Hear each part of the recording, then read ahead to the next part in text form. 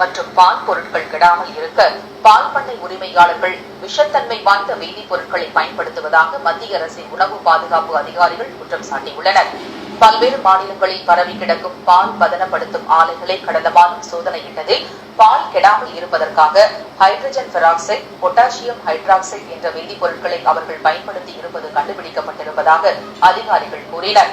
இதில் hydrogen peroxide என்பது தலைமுடியை பளபளப்பாக்கும் பிளீச்சிங் பொருள் என்று தெரிவித்த அவர்கள், சோப்பு தயாரிக்க பயன்படுத்தப்படும் பொட்டாசியம் ஹைட்ரேட்டும் பாலில் கலக்கப்பட்டிருப்பது கண்டறியப்பட்டதாக அதிர்ச்சி ஊட்டினர். பாலில் ஹைட்ரஜன் பெராக்சைடு கலக்கப்பட்டிருப்பது இப்போதுதான் முதலாக கண்டுபிடிக்கப்பட்டிருப்பதாக கூறிய அதிகாரிகள், இவற்றை உட்கொண்டால் வயிறு கெடுவதோடு சிறுநீரகமும் பழுதாகும் என்று எச்சரித்தனர்.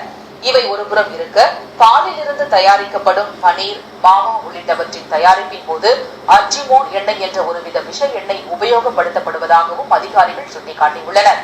மோரியானா என்ற இடத்தில் உள்ள பால் பதனப்படுத்தும் ஆலையில் அதிக அளவு ஹைட்ரஜன் பெராக்சைடு வேதிப்பொருள் பதுக்கப்பட்டிருப்பது தெரிய வந்ததை அடுத்து நடத்தப்பட்ட சோதனைகளில் இந்த உண்மைகள் கண்டறியப்பட்டதாக அவர்கள் கூறினர். 10 லிட்டர் பாலில் 200 மில்லி லிட்டர் பாலே தூய்மையான பால் என்று தெரிவித்த அவர்கள், சிந்தட்டிக் மில்க் எனப்படும் செயற்கை பாலில் நுரைத்தன்மையை ஏற்படுத்த சோப்புத்தூள் பயன்படுத்தப்படுவதாகவும் எச்சரிக்கின்றனர்.